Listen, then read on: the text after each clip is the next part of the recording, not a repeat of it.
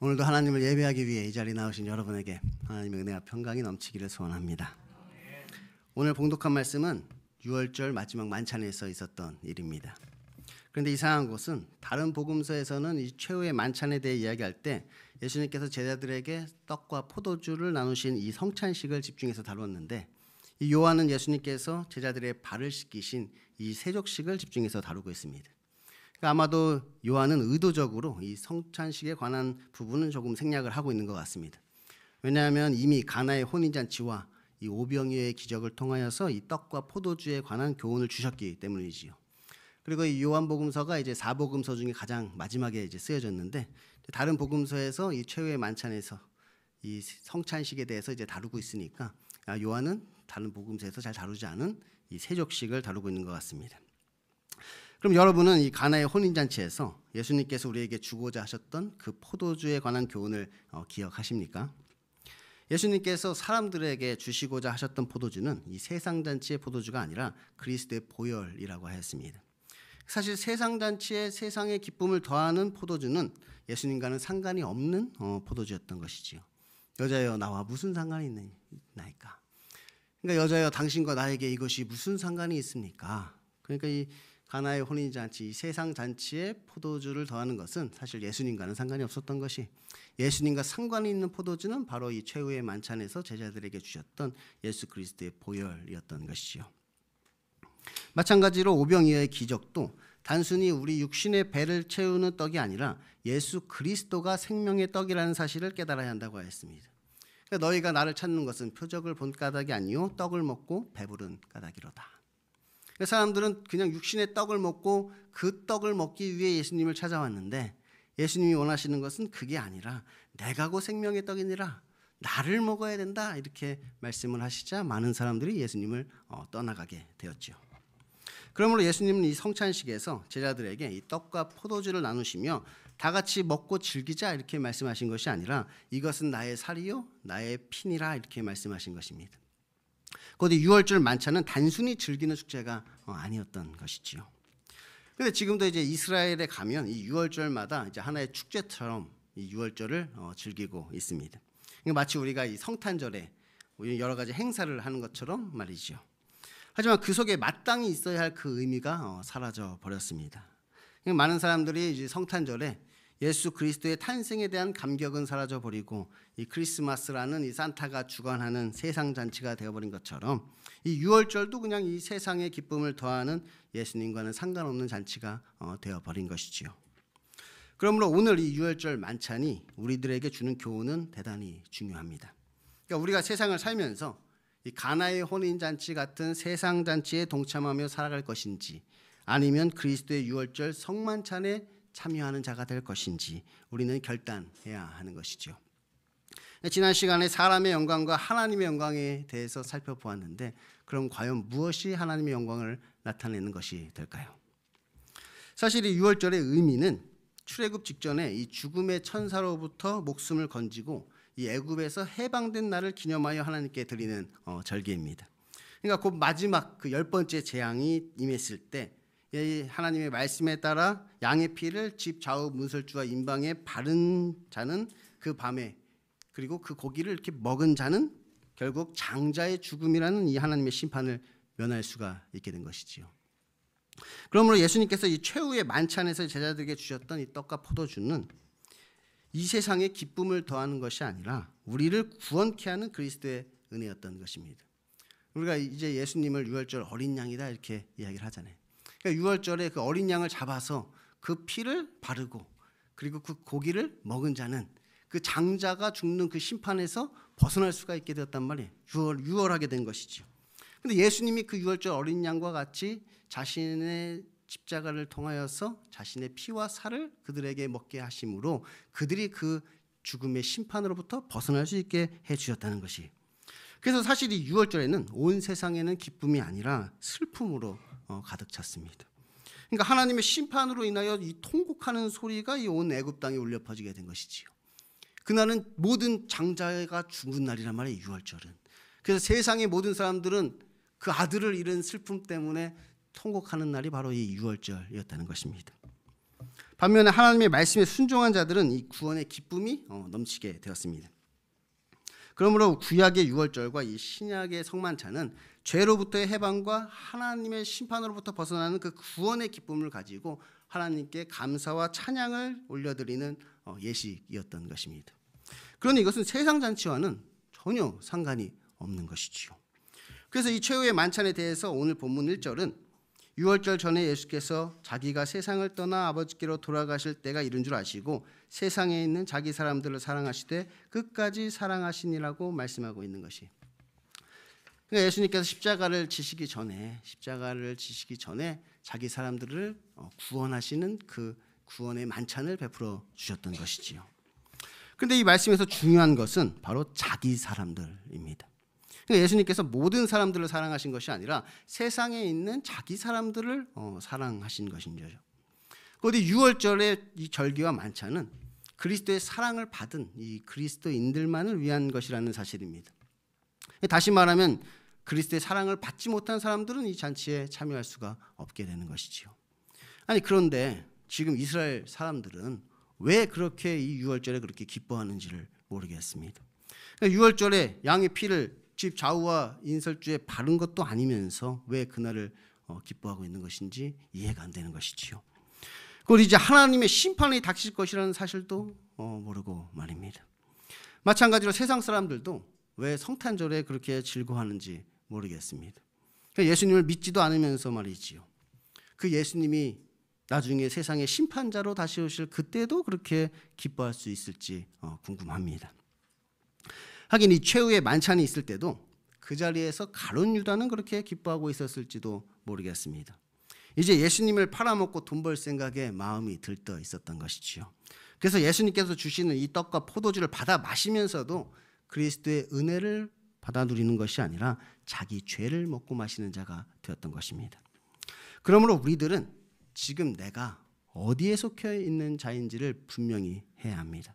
우리가 지금 세상 잔치에 참여하고 있는지 아니면 그리스도의 잔치에 참여하고 있는지 분명히 해야 하는 것이지요. 가룟 유다처럼 몸은 그리스도의 잔치에 참석했는데 마음은 세상 잔치에 관심이 있는 것은 아닌지, 예수님께서 자기 사람들을 사랑하신다고 하였는데 우리는 벌써 마귀에게 마음을 빼앗겨버린 마귀의 사람들이 되어버린 것은 아닌지 우리 자신을 점검해 봐야 하는 것입니다. 한편 본문 1절에서 또한 중요한 것은 예수님께서 끝까지 사랑하셨다는 것입니다. 예수님께서는 자기 사람들을 사랑하실 때 끝까지 사랑하셔서 마지막 십자가를 지시기 전에 손수 제자들의 발을 닦아주신 것이지요. 전에는 이 마리아가 예수님의 장례를 준비하기 위해 예수님의 발에 향유를 붓고 자기의 머리카락으로 그의 발을 닦았는데, 이번에는 예수님께서 자신이 이제 그 십자가를 지셔야 함을 아시고 친히 제자들의 발을 닦아주신 것입니다.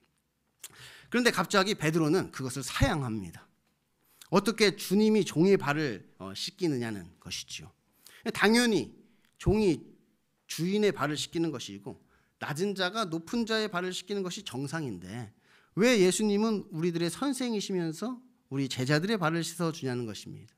그러니까 오히려 자신이 예수님의 발을 씻겨드리겠다는 것이지요. 그러자 예수님께서 이렇게 말씀하십니다.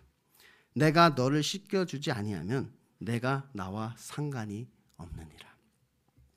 지금 예수님께서 제자들의 발을 씻겨주시는 것은 어떤 유대인의 어떤 정결 예식 때문이 아니었습니다. 그 지금 예수님께서는 제자들의 발을 씻기신 것은 어떤 율법에 따라 단순히 식사하기 전에 식사를 위해서 더러워진 손과 발을 씻는 것이 아니라 식사하시던 중간에 지금 갑자기 일어나셔서 어떤 교훈을 주시기 위해서 지금 이것을 행하고 계신다는 것이지요. 그리고 그 교훈적 의미는 예수님께서 지금 우리들의 죄를 씻어 주신다는 것을 지금 의미하고 있는 것입니다. 그러므로 예수님께서는 이제 그 자신이 십자가를 지심으로 우리들의 모든 죄를 씻어 주시고 우리들을 대신해서 피 흘리심으로 하나님의 심판으로부터 우리들을 구원하실 것을 지금 이 세족식과 성찬식을 통해서 미리 제자들에게 보여주고 계신 것이, 그래서 너희는 이것을 기념하라 이렇게 말씀을 하셨죠. 다시 말하면 이 성찬식은 예수님께서 유월절에 어린 양처럼 우리를 대신하여 죽으심으로 하나님의 심판이 우리를 넘어가게 하시는 것을 가시적으로 지금 보여주고 있는 것이, 세족식은 예수님께서 이 마리아의 향유와 같이 우리에게 부어지셔서 우리의 죄를 깨끗게 하실 것을 예수님이 제자들의 발을 씻기시는 행동으로 또한 그렇게 보여주고 있는 것이지요. 그러면 우리는 이것을 계속해서 행하며 이 그리스도의 은혜를 기억해야 하는 것입니다. 이것이 바로 그리스도의 잔치이고 우리들이 드리는 바로 이 예배인 것입니다. 그러니 이러한 성만찬은 베드로가 예수님을 위하는 잔치가 아니라 예수님이 베드로를 위하여 준비하신 잔치입니다. 곧 베드로가 예수님의 발을 깨끗게 하는 것이 아니라 예수님께서 베드로의 죄를 깨끗게 하기 위한 잔치인 것이지요. 한마디로 예수님의 사랑이 지금 어떠한 것인지를 보여주는 잔치라는 것입니다. 그래서 내 발을 절대로 씻기지 못하리라는 베드로에게 예수님께서는 내가 너를 씻기지 아니하면 내가 나와 상관이 없다고 말씀하신 것입니다. 근데 지금 베드로는 그리스도의 잔치에 참여하였지만 이 잔치가 지금 뭐하는 잔치인지는 모르고 있습니다. 그러니까 마치 마르다가 그랬던 것처럼 지금 베드로는 이 잔치를 위하여서 열심히 봉사하고자 합니다. 혹시 이 잔치에 뭔가 부족한 것이 있는가? 어디 포도주가 떨어진 것은 아닌지, 음식이 부족한 것은 아닌지 계속해서 점검하는 것이죠. 혹시 이 잔치에 어떤 문제가 있는 것은 아닌가? 어디 더러워진 곳은 없는지, 다른 손님에게 더 필요한 것은 없는지 분주하게 돌아다니면서 그것을 확인하고 있습니다. 그런데 정작 이 잔치가 무엇을 위하는 잔치인지는 모르고 있는 것이죠. 사실 이 잔치는 예수님께서 우리들의 발을 닦아주시는 잔치입니다. 그러니까 내가 예수님의 발을 닦아주는 잔치가 아니라 예수님께서 나의 죄를 씻어주시는 잔치인 것이지요. 그러므로 이 잔치에 부족한 것이 있다면 주님이 알아서 채워주십니다. 혹시 이 잔치에 문제가 생기면 주님이 알아서 다 해결해 주시겠죠. 그러니 우리는 그냥 주님 앞에 우리의 더러운 죄를 고백하고 깨끗이 씻음을 받으면 되는 것입니다. 그런데 우리가 이 잔치가 뭐하는 잔치인지도 모르고 분주하게 돌아다니다가 정작 우리의 죄 씻음을 받지 못하면 나는 그렇게 열심히 봉사하고도 이 잔치와는 상관이 없는 사람이 되어버리는 것입니다. 예수님께서 너는 나와 상관이 없다고 말씀하시는 것이지요. 그러니까 가룟 유다처럼 몸은 그리스도의 잔치에 와 있으나 실제로는 세상 잔치에 참여한 자가 되어버리는 것입니다. 이것이 바로 이 세상 잔치와 그리스도의 잔치의 차이인 것입니다. 그러니까 세상에도 수많은 종교들이 있고 그들도 어떤 신들에게 제사를 드리기도 합니다. 그런데 이 모든 것은 결국 인간이 신을 위하여 행하는 것입니다.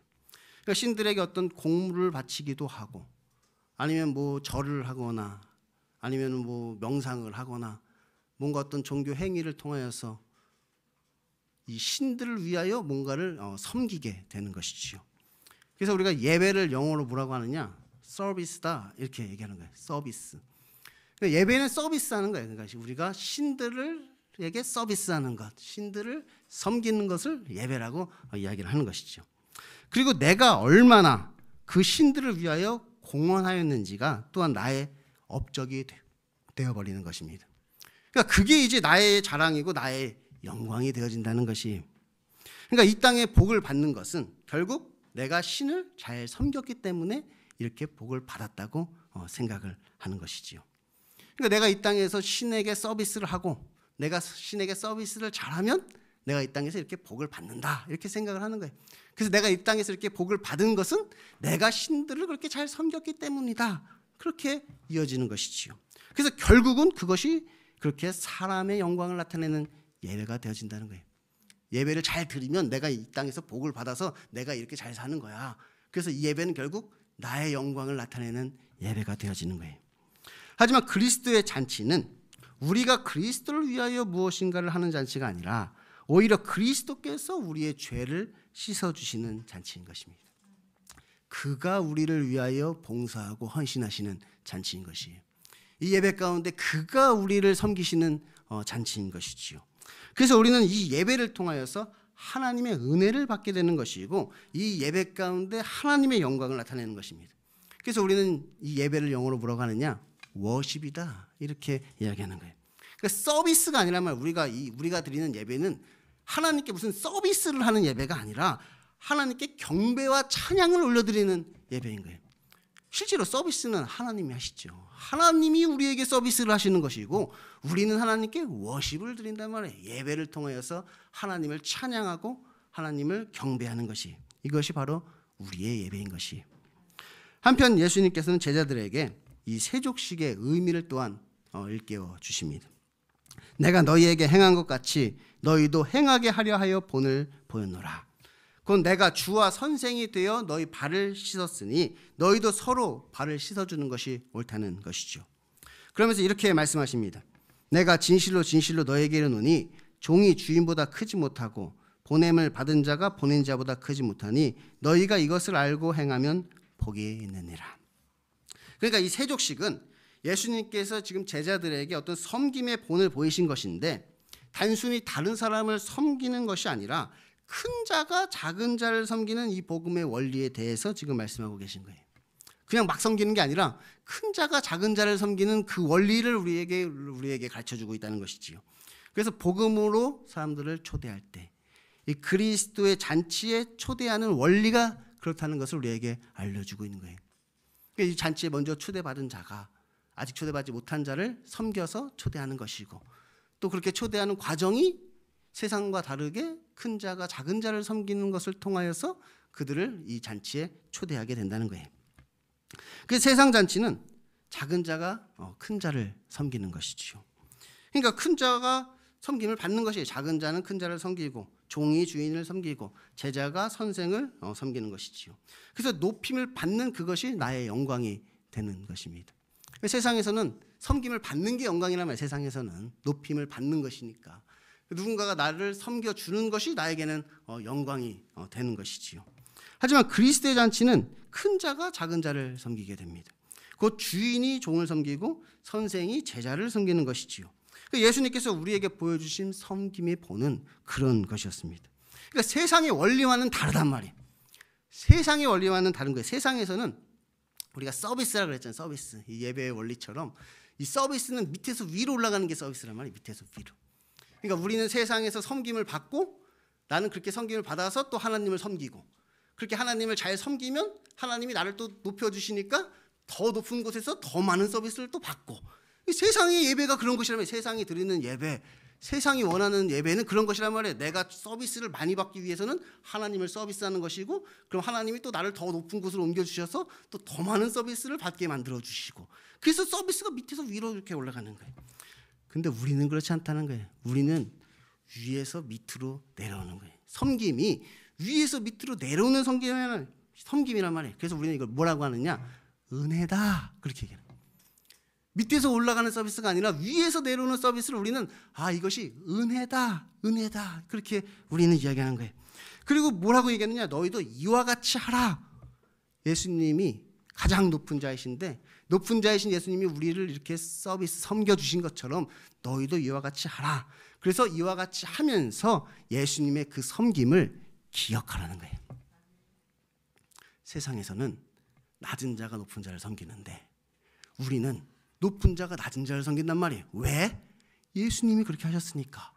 그래서 우리는 낮은 자를 섬기면서 그렇게 행하신, 그렇게 하라고 명하신 그 예수님을 기억하게 된단 말이에요. 예수님의 섬김을 우리가 또한 기억하게 되는 것이, 그래서 이것이 하나님의 영광이라는 거예요. 높은 자가 낮은 자를 섬기면서 그 우리를 섬겨주신 예수님을 바라본단 말이에요. 그 하나님의 사랑과 그 예수님의 은혜를 깨닫게 된단 말이에요. 그래서 이것이 하나님의 영광으로 이 땅에 나타나게 되는 것이.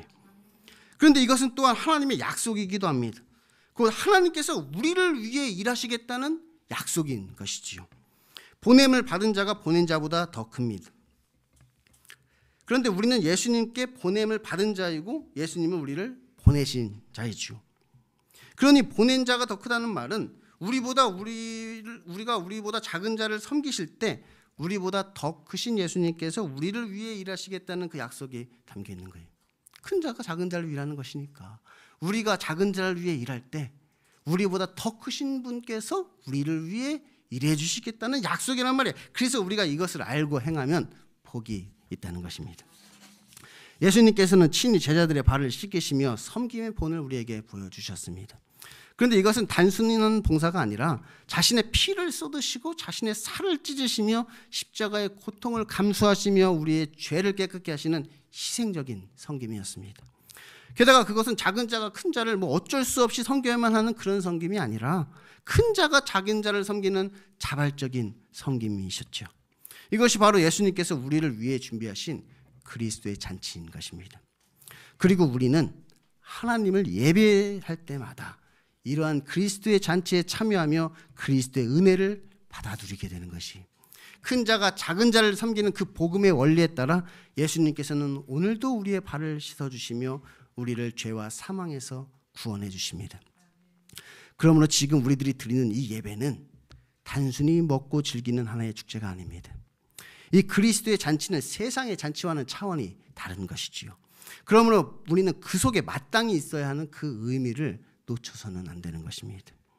이 성만찬과 이 세족식의 그 원리, 우리는 그것을 기억하고 또한 기념해야 하는 것이, 그러니 무엇보다 이 예배를 통해 그리스도의 십자가의 은혜를 기억하며 하나님께 감사와 찬양을 올려드려야 하는 것이, 그래서 우리 예배 가운데 오직 하나님의 영광만이 나타나고 우리는 또한 그리스도의 은혜를 충만히 받아들이게 되는 것입니다. 오늘 말씀은 우리가 그리스도의 생명을 받은 열매로서 어떻게 하나님의 영광을 나타내는 예배를 드릴 것인가에 관한 말씀입니다. 그리고 그와 더불어 우리가 어떠한 삶을 살아야 사람의 영광보다 하나님의 영광을 더 사랑하는 삶이 될 것인지에 관하여 교훈하신 것입니다. 그럼 이제 여러분은 어떤 잔치에 참여하시겠습니까? 우리 모두 그리스도의 잔치에 참여함으로 그리스도의 은혜를 경험하고 하나님의 영광을 나타내는 그리스도의 열매가 될 수 있기를 소망합니다.